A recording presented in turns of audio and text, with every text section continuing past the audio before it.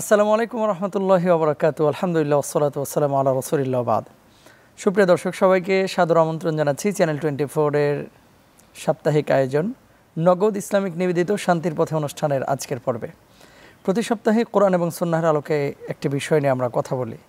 আলহামদুলিল্লাহ, আজকে আমরা যে বিষয়টি নিয়ে কথা বলবো, এই পৃথিবীর বুকে আল্লাহ সুবহানাহু ওয়া তাআলা আমাদেরকে নানানভাবে পরীক্ষা করেন, আবার কখনো কখনো আযাবের শাস্তির মুখোমুখি করেন। একজন মানুষ অসুস্থ, হুট করে একজন বলে যে কী যেন পাপ করছিল, এই জন্য অ্যাক্সিডেন্টটা করছে। হতে পারে যে আল্লাহ তাআলা তাকে পরীক্ষা করছেন। তো এখন এই ধরনের বিষয়গুলো যখন আল্লাহ সুবহানাহু ওয়া তাআলা আমাদেরকে বিপদ আপদ দেন, সেটা কি আযাব নাকি পরীক্ষা, এই বিষয়টি নিয়ে আমরা কথা বলবো। এবং কেন আল্লাহ তাআলা আমাদেরকে আযাব দেন, বিপদ আপদ দেন, সে বিষয়টি নিয়েও আমাদের সম্মানিত শায়খদ্বয় কথা বলবেন ইনশাআল্লাহ। আলোচনার জন্য স্টুডিওতে আমন্ত্রিত হয়েছেন, প্রথমে জেনে রয়েছেন পরিচিত মুখ, বিশিষ্ট ইসলামী চিন্তাবিদ, শিক্ষাবিদ, গবেষক এবং আন্তর্জাতিক ইসলামিক স্কলার, মসজিদ উল মুমিনিন ফ্লোরিডা আমেরিকার সম্মানিত খতিব মুহতারাম মাওলানা আব্দুল হাকিম আজাদি। আসসালামু আলাইকুম ওয়া রাহমাতুল্লাহি ওয়া বারাকাতুহু। ওয়ালাইকুম আসসালাম। আমাদের সঙ্গে আরও রয়েছেন বিশিষ্ট ইসলামী চিন্তাবিদ, খ্যাতিমান মুফাসসির কোরআন মুহতারাম শেখ ডক্টর আবুল কালাম আজাদ বাশার। আসসালামু আলাইকুম ওয়া রাহমাতুল্লাহ। ওয়ালাইকুম আসসালাম ওয়া রাহমাতুল্লাহ। আপনাদের দুজনকেই আহলান ওয়া সাহলান। সম্মানিত শায়খদ্বয় আমাদেরকে সময় দিয়েছেন, জাযাকাল্লাহ। আমি প্রথমেই মুহতারাম ডক্টর আবুল কালাম আজাদ বাশারকে দিয়ে শুরু করতে চাচ্ছি, তারপর আমরা সম্মানিত শায়খের কাছে আসবো ইনশাআল্লাহ তাআলা। আল্লাহ তাআলা আযাব কেন দেন মানুষকে, আযাব কেন দেন, এরকম কোনো ব্যাখ্যা কোরআন এবং সুন্নাহের মধ্যে আছে কিনা? এবং যখন কোনো বিপদ আপদ আমরা পৃথিবীতে দেখি, অনেক মানুষ আছে চায়ের দোকানে বসে, ঘরের মধ্যে বসে, প্রতিষ্ঠানে বসে স্বীকৃতি দেয়, সার্টিফিকেট দেয় যে দিছে আল্লাহ, কি পাপ যেন করছিল এই জন্য আল্লাহ তাআলা সাইজ করে দিয়েছে। এই যে একটা ঢালাও অপবাদ অথবা ঢালাও স্বীকৃতি, ওরা তো আল্লাহ তাআলা বলে নাই যে এটা আমি আযাব দিলাম না গজব দিলাম। দুটো বিষয় যদি ব্যাখ্যা করতেন সম্মানিত শাইখ। আলহামদুলিল্লাহ ওয়াসসালাতু ওয়াসসালামু আলা রাসূলিল্লাহ বাদ। চমৎকার একটি বিষয়ের অবতারণা করার জন্য আপনাকে ধন্যবাদ। আসলে বিপদ মুসিবত এটা আমাদের জীবনেরই অংশ, সুখ দুঃখ মিলিয়ে কিন্তু জীবন। আল্লাহ তাআলা মানুষকে আযাব গজব দিয়ে মাঝে মাঝে বুঝান যে চূড়ান্ত ক্ষমতাটা আল্লাহর হাতে। বিভিন্ন কারণেই কিন্তু বিপদ মুসিবত আসে। তার মাঝে আমি যেটা মৌলিকভাবে মনে করি, এক নম্বর এটা আল্লাহর একটি নিয়ম, দ্বিতীয় মানুষের কৃতকর্মের ফলাফল, তৃতীয় হচ্ছে আল্লাহর পক্ষ থেকে পরীক্ষা। আল্লাহর নিয়ম, দুনিয়াতে আল্লাহ অতিবৃষ্টি দেন, অনাবৃষ্টি দেন, খরা দেন, দুর্ভিক্ষ দেন, ক্লাইমেট চেঞ্জ করেন, ভেরিয়েশন তৈরি করেন। এটা আল্লাহর সৃষ্টিরই একটি নিয়ম। আল্লাহ তাআলা মানুষকে তার দিকে ফিরিয়ে নিতে চান, কারণ মানুষ যখন দুনিয়াতে এসেছিল তখন কিন্তু আল্লাহর কাছ থেকে এসেছিল। ওয়া ইন্না ইলাইহি রাজিউন, আবার আমরা তার দিকেই ফিরে যাব। তো মাঝখান দিয়ে একটু প্যাস্টাস লেগে যায় আর কি, মানুষ তখন এদিক সেদিক ছুটাছুটি করে। আল্লাহ তাআলা কোরআন মাজিদে বলছেন ফাআখাযনাহুম বিল বাসাই ওয়াদ দাররা লাআল্লাহুম ইয়াতাদাররাউন। আমি চাই বিপদ মুসিবত দিয়ে তাদেরকে পাকড়াও করে বিনয়ী করতে, তারা যেন বিনয়ী হয়ে যায়, তারা যে ফিরে যেতে হবে চিন্তাটা যেন তাদের মাথায় ঢোকে আর কি। এই জন্য আল্লাহ মাঝে মাঝে আমাদেরকে একটু ধাক্কা দেন, ধাক্কা দিয়ে বুঝান সাবধান হও। এই যে দেখেন ভূমিকম্প, এটা কি? এটা আল্লাহর একটি ঝাঁকুনি, চূড়ান্ত ঝাঁকুনির কথা স্মরণ করিয়ে দেন যে একটা মহা ঝাঁকুনি সামনে আছে। এটা সৃষ্টিরই অংশ আল্লাহ তাআলার, এবং তিনি এই জাতীয় ঘটনা ঘটাবেন ক্বাবলা আন নাবরাহা। বলেছেন যে মানুষের নফস বানানোর আগে আমি এগুলো লিখেছি, পৃথিবী বানানোর আগেই লিখেছি কখন কি ঘটবে না ঘটবে। তাহলে এগুলো আল্লাহর পরিকল্পনারই একটি অংশ। এই জন্য আমরা যখন এই জাতীয় বিপদ দেখব, মুসিবত দেখব, আযাব দেখব, তখন আল্লাহর কাছে ফিরে গিয়ে বলবো আল্লাহ তুমি আমাদের বাঁচাও। আমরা দুনিয়ার বিভিন্ন উপলক্ষের আশ্রয় নেব, এটাও ঠিক আছে, আমাদেরকে বিভিন্ন ওসিলা ধরতে কোরআন হাদিসে বলাও হয়েছে, বাট চূড়ান্ত প্রতিরক্ষার মালিক কিন্তু আল্লাহ। তিনি চান যে মানুষকে এই বিষয়টা বারবার স্মরণ করিয়ে দিতে, কারণ মানুষ যখন অতি সুখে থাকে তখন কিন্তু আল্লাহ বিমুখ হয়, এটা মানুষের অভ্যাসগত। আর যখন একটু বিপদ হয় দেখবেন যে মাথা ব্যথা হলেও কিন্তু মানুষ বলে আল্লাহ একটু বাঁচাও, অথচ এই লোকটাই সুস্থ অবস্থা আল্লাহকে ডাকিনি। তাই বিপদ মুসিবত দেখলেই যেন আমরা এটা মনে না করি যে সবটাই শাস্তি, না, সবটা শাস্তি নয়। আল্লাহ চান মানুষ তাকে স্মরণ করুক, তার দিকে এগিয়ে যাক। নাবলুকুম বিশ-শাররি ওয়াল খাইর ফিতনাতান। আল্লাহ তাআলা কোরআন মাজিদে বলছেন যে আমি ভালো কিছু দিয়েও পরীক্ষা করি, আমরা কিন্তু খারাপকেই পরীক্ষা মনে করি। না না, অনেক সময় তো টাকা পয়সা দিয়ে কল্যাণ সন্তানও কিন্তু ফিতনার কারণ হয়। ইন্নামা আমওয়ালুকুম ওয়া আওলাদুকুম ফিতনা। যে আমরা যখন ভালো থাকি, ভালো থাকাটাও একটা পরীক্ষা। দেখি সে ভালো থেকে আমাকে ভুলে গেল। ধন্যবাদ সম্মানিত শেখ। আপনার কাছে আবারও ফিরবে ইনশাআল্লাহ। মুহতারাম মাওলানা আব্দুল হাকিম আজাদী, অনেক সময় আমরা দেখি ইতিহাস থেকে যে ফেরাউনের নাকি অসুখ হয় নাই, কাফেরদেরকে আল্লাহ সুবহানাহু ওয়া তাআলা পৃথিবীতে অনেক জায়গায় কিন্তু ভালো রেখেছেন। তো এটা দেখে এখন কেউ যদি বলে যে তারা আল্লাহকে মানছে না, অথচ আল্লাহ তাদেরকে এত ভালো রাখলো, আমরা আল্লাহর গুণগান সারাক্ষণ গাচ্ছি, গেয়েছি বা গাইতেছি, কিন্তু আল্লাহ তাআলা আমাদেরকে এত পরীক্ষা নিচ্ছেন কেন? এটার কোনো জবাব আছে কিনা? সুন্দর, খুবই গুরুত্বপূর্ণ একটি, এটা কিন্তু ইমানের একটা ইমানি চেতনার একটা প্রশ্ন। জি। কারণ বান্দা যখন আল্লাহতে বিশ্বাস করে, তার বিশ্বাসের লেভেলটা আল্লাহ পাক যাচাই করবেন। আল্লাহ বলছেন ওহুম লা ইফতানুন, যে এটা মনে করো না যে তোমরা ঈমান আনছো তোমাদেরকে কোনো পরীক্ষা করা হবে না, বাস তোমরা সাকসেস নাও। আল্লাহ বলছেন অবশ্যই আমি দেখব, পরীক্ষা করব। দাতা গঞ্জে বক্স রহমতুল্লাহ আলাইহির একটা কিতাব আছে কাশফুল মাহজুব, সেখানে তিনি এই বিপদ আপদ মুসিবতের 3টা স্তর বর্ণনা করেছেন, এবং এটা খুবই প্রাসঙ্গিক। যেমন যারা আল্লাহওয়ালা তাদের জন্য এই বিপদ আপদ মুসিবতটা হচ্ছে দোলনার মতো। দোলনায় যেমন একটা শিশুকে দোল দিলে সে মনে করে আমি ভালো আছি, কারণ ওস্তাদ বলছিলেন যে বিপদ আপদ দিয়ে আল্লাহ তার বান্দাকে তার কাছে ডাকতে চায়। কারণ যখনই বান্দা বিপদে পড়ে তখন আল্লাহকে একটু বেশি ডাকে, কিন্তু তুলনামূলকভাবে। এটা হলো ইমানদারদের ক্ষেত্রে। আর যারা একটু সুফি সাধক, তাদের জন্য হচ্ছে বিপদ আপদটা হচ্ছে দেহের পোশাক তুল্য। যেমন আমরা দেহের সৌন্দর্য অসৌন্দর্যকে ঢেকে রাখি পোশাক দিয়ে, এবং সৌন্দর্য বিকশিত হয় পোশাক দিয়ে। আল্লাহ ম্যাক্সিম্যান এন্টাইলার্স ম্যাক্সি জেন্টেলম্যান, একটা কথা আছে। তো তাদের কাছে বিপদ আপদটা তাদের ইমানের সৌন্দর্য বিকশিত হতে থাকে, মানে ইমান আরও তাদের বাড়তে থাকে। আর যারা নবী রাসূল, তাদের জন্য বিপদ আপদ মুসিবতটা হচ্ছে যে দেহের খোরাক তুল্য। আমরা যেমন না খেলে আমাদের দেহের সজীবতা থাকে না, আমাদের প্রাণ চঞ্চলতা থাকে না। নবী রাসূলদের ক্ষেত্রে আল্লাহ এই জন্য অনেক বড় বড় বিপদের মুখোমুখি তারা হয়েছেন, কিন্তু আল্লাহ তাদের মর্যাদা শুধু বাড়িয়েছেন।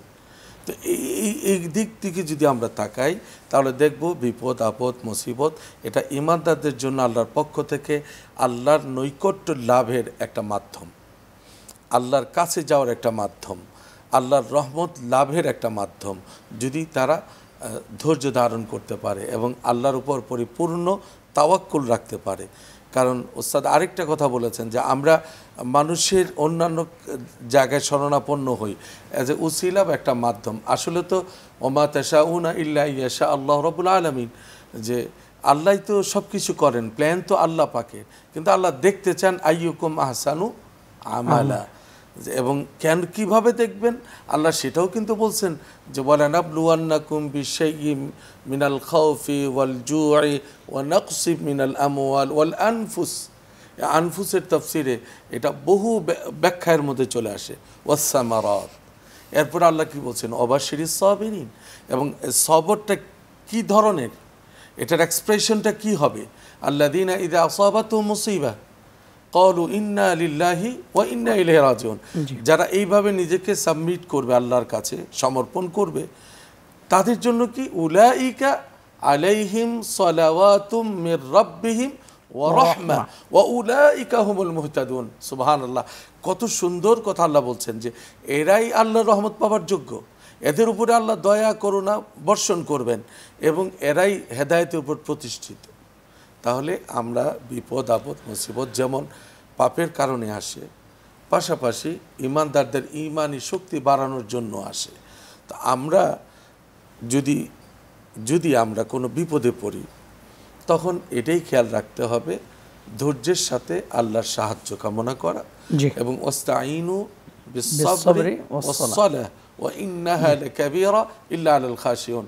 লাস্ট যে কথাটা বলবো, ভেরি আনফরচুনেট, কিন্তু আমরা তো আল্লাহর কাছে নিজেকে সমর্পণ করার কথা, সেখানে না হয়ে একেদার ছোড়কে হাম হো গায়ে লাখো কে গোলাম। ধন্যবাদ মোহতারাম, চমৎকার বলেছেন। আবারও ফিরবো আপনাদের কাছে, একটি বিরতির সময় হয়েছে সম্মানিত শায়েখদের। আপনারা দেখছেন প্রিয় দর্শক আপনাদের প্রিয় অনুষ্ঠান নগদ ইসলামিক নিবেদিত শান্তির পথে। ছোট্ট একটি বিরতির পরে আবারও ফিরছি ইনশাআল্লাহ, আশা করছি আমাদের সঙ্গেই থাকবেন। 1 মিনিটে নগদ ইসলামিক অ্যাকাউন্ট খুলতে ডায়াল করুন *167#। আলহামদুলিল্লাহ, বিরতির পরে আবারও সবাইকে সাদর আমন্ত্রণ জানাচ্ছি। প্রিয় দর্শক, আপনারা দেখছেন আপনাদের প্রিয় অনুষ্ঠান নগদ ইসলামিক নিবেদিত শান্তির পথে অনুষ্ঠানের আজকের পর্ব। আলোচনা করছেন দুজন বিজ্ঞ মেহমান।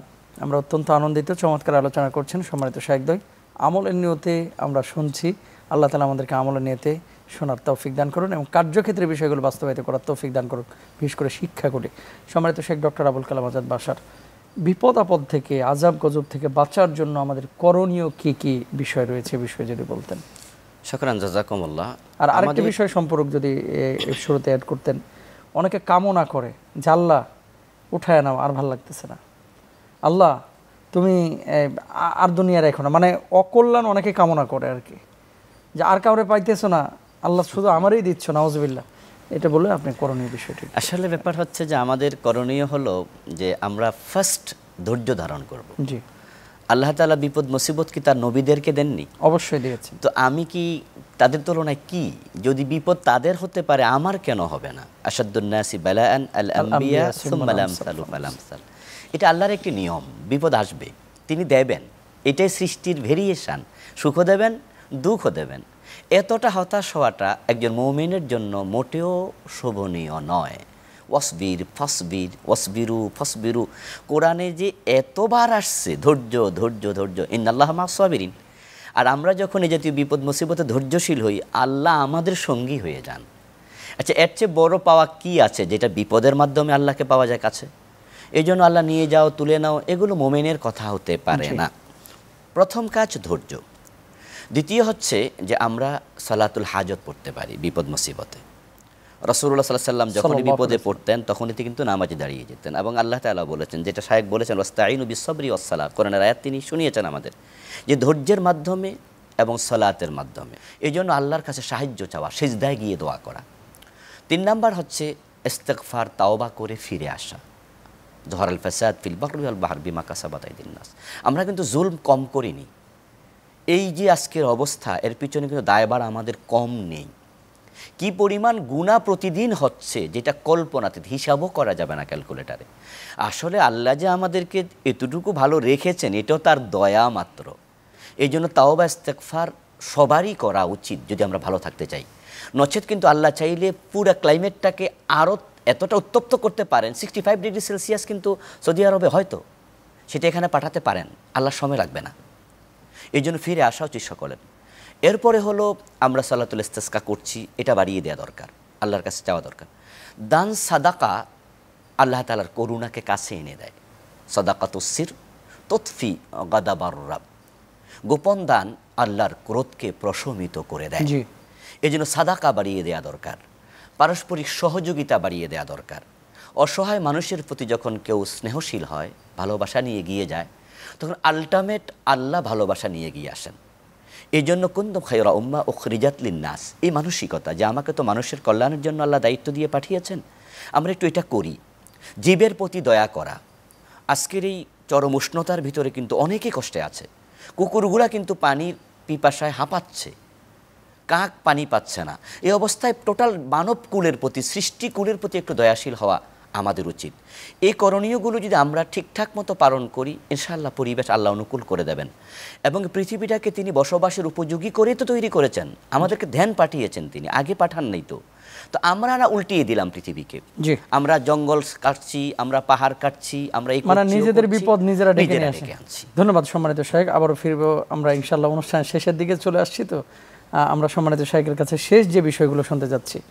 আমরা দেখা যাচ্ছে অনেক সময় দেখবেন যে সম্মানিত শায়েখ, একজনের বাচ্চা বিকলাঙ্গ হয়েছে অথবা একটু প্রতিবন্ধী টাইপের হয়েছে, আমরা কি করি, একটা স্বীকৃতি দিয়ে দিই যে কোনো বাপ মা কোনো পাপ করছিল, এই জন্য আল্লাহ তাআলা এই পাপের খেসারত আজকে এরা দিচ্ছে আল্লাহর কাছে। একজন মানুষের বিপদ আপদ দেখলেই তাকে কোনো না কোনোভাবে এই যে আযাবের সম্মুখীন করা বা একটা স্বীকৃতি দেওয়া, এটা একজন ইমানদারের জন্য জায়েজ কিনা, অথবা কেউ বিপদে পড়েছে দেখলে আমাদের করণীয় কি, দুটো বিষয় যদি আপনি বলতেন সম্মানিত শায়েখ। এক্ষেত্রে ইসলামের নীতিমালাটা একেবারে স্পষ্ট। একজন মুমিনই দাবি করতে পারবে না যতক্ষণ না ইউহিব্বু লিআখিহি মা ইউহিব্বু লিনাফসিহি। এটা কিন্তু একটা বেসিক নীতিমালা ইসলামের। যে তুমি মুসলিম মুসলমান ইমানদার দাবি করবা আর তুমি নিজের ভালো চাইবা অন্যের অকল্যাণ চাইবা, এটা হতে পারে না। এই দ্বিমুখিতা ইসলাম কোনোভাবেই অ্যালাউ করে না, নাম্বার ওয়ান। তাহলে আমার কোনো ভাই কোনো বিপদে পড়লে আমি তাকে মোটিভেট করব, আমি তাকে কাউন্সিলিং করব পজিটিভলি, এবং তাকে আল্লাহর কথা স্মরণ করিয়ে দিব। এটা আমার দায়িত্ব যে ভাই আল্লাহর কথা স্মরণ করো। শায়েখ যেটা বলছেন, এই যে সদকাতুস সির, যে গোপন দান, দান সদকা করো, আল্লাহ হয়তো এটা তোমাকে পরীক্ষা করছেন এইভাবে। না তুমি এই পাপ করেছো, পাপের ফসল এটা নয়। সব পাপের শাস্তি আল্লাহ পাক দেন না, কিন্তু কিতাবের মধ্যে এটাও আসছে যে বান্দা যখন, দেখেন আল্লাহ কত দয়াবান, বান্দা যখন কোনো অন্যায় করে পাপ করে, যদি সকালবেলা করে সন্ধ্যা পর্যন্ত এটা রেজিস্টারে লিপিবদ্ধই হয় না। কারণ আল্লাহ আশা করেন, আল্লাহ রাব্বুল আলামিন বান্দার কাছে আশা করেন হয়তো বান্দা রিয়েলাইজ করবে, তাওবা করবে, ইস্তেগফার করবে। আবার সন্ধ্যায় কোনো পাপ করলেন, সেটা একেবারে সকাল পর্যন্ত এটা রেজিস্টার হয় না, এটা হোল্ড হয়ে থাকে, হ্যাঙ্গিং অবস্থায় থাকে যে বান্দা তওবা করে কিনা। তো আমরা যদি কোনো বিপদে বা মুসিবতের মধ্যে পড়ি, আমরা যেন এটা মনে না করি যে এটা কোনো পাপের কারণে হয়েছে। হ্যাঁ, যদি আমি আমার নিজের জন্য মনে করি, এটা বলবো আন নাদামা, যে আমি নিজেকে শর্মিন্দা করলাম, যে নিশ্চয় হয়তো আল্লাহ কোনো কারণে নারাজ হয়েছেন। কিন্তু এটাও মনে রাখতে হবে যে আমার পায়ে যদি একটা কাঁটাও বিঁধে, একজন মুমিনের পায়ে যদি কাঁটা বিঁধে, এটাও তার সগীরা গুনাহ মাফের জন্য একটা জারিয়া। সুবহানাল্লাহ। যেখানে পায়ে একটা কাঁটা বিধাটা তার জন্য সগীরা গুনার কাফফারা হয়ে যাচ্ছে, সেখানে আপনি বিপদ আপদকে আপনি নেগেটিভলি সবসময় ট্রিট করবেন, এটা তো হতে পারে না। আর যদি কেউ বিপদ আপদে পড়ে, আমাদের কাজ কি? সূরা আসর আল্লাহ শিখিয়েছেন, ওয়াতাওয়া সাবিল হক ওয়াতাওয়া সাবিস সবর, ধৈর্য ধারণ করা, ধৈর্য ধারণের উপদেশ দেওয়া। এবং আল্লাহ অন্য জায়গায় বলছেন, ইয়া আইয়ুহাল্লাযীনা আমানুসবিরু ওয়াসাবিরু ওয়ারাবিতু ওয়াত্তাকুল্লাহ লাআল্লাকুম তুফলিহুন। এই যে ফ্রিকোয়েন্সি, এই যে ইন অর্ডার আল্লাহ পাকের যে, তো সে কারণে আমাদের এটা কখনোই যেন আমরা এটা মনে না করি যে শুধু পাপের কারণেই শাস্তি আসে। শাস্তিটা আল্লাহর কাছে রিটার্ন হওয়ার জন্য হতে পারে।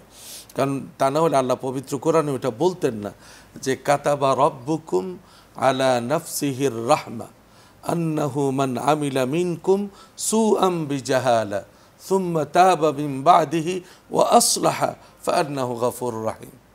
যে বান্দার জন্য দয়া করা আল্লাহ নিজের জন্য জরুরি করেছেন। সুবহানাল্লাহ।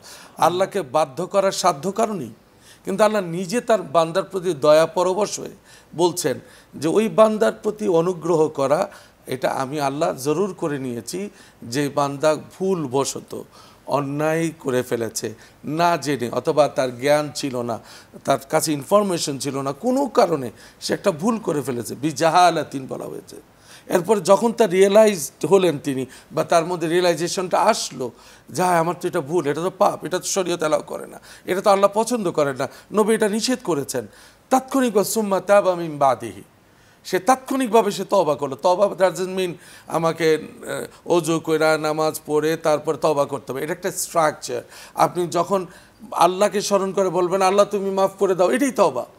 তবে তওবার তিনটা কন্ডিশন, একটা হচ্ছে যে শর্মিন্দা হওয়া, আল্লাহর কাছে মাপ চাওয়া, আর কমিটমেন্ট দেওয়া যে আল্লাহ আমি আর ভুল করব না। এরপর আল্লাহ কি বলছেন, ও আসলা ফা আসলাহা, এরপর সে নিজেকে সংশোধন করে নিল, মানে ওই কাজের সাথে আর সে নিজেকে সম্পৃক্ত করলো না। তাহলে সে আল্লাহকে দয়াশীল এবং ক্ষমাশীল পাবে, আল্লাহ ক্ষমাও করে দেবে। আল্লাহ ক্ষমা করে। ধন্যবাদ সম্মানিত শেখ, জাযাকুমুল্লাহ আপনাদের মূল্যবান সময় দেওয়ার জন্য। আল্লাহ তাআলা আপনাদেরকে উত্তম প্রতিদান দান করুন। আমিন। হায়াকাল্লাহ। প্রিয় দর্শক, আপনারা দেখছিলেন আপনাদের প্রিয় অনুষ্ঠান নগদ ইসলামিক নিবেদিত শান্তির পথে। অনুষ্ঠান একেবারে শেষ প্রান্তে চলে এসেছি। যা কিছু শুনলাম, আল্লাহ সুবহানাহু ওয়া তাআলা আমাদের সবাইকে বুঝে বুঝে আমল করার তৌফিক দান করুন। আজ বিদায় নিচ্ছি, আগামী সপ্তাহে ইনশাআল্লাহ আবার দেখা হবে। আল্লাহ হাফেজ। আসসালামু আলাইকুম ওয়া রাহমাতুল্লাহ।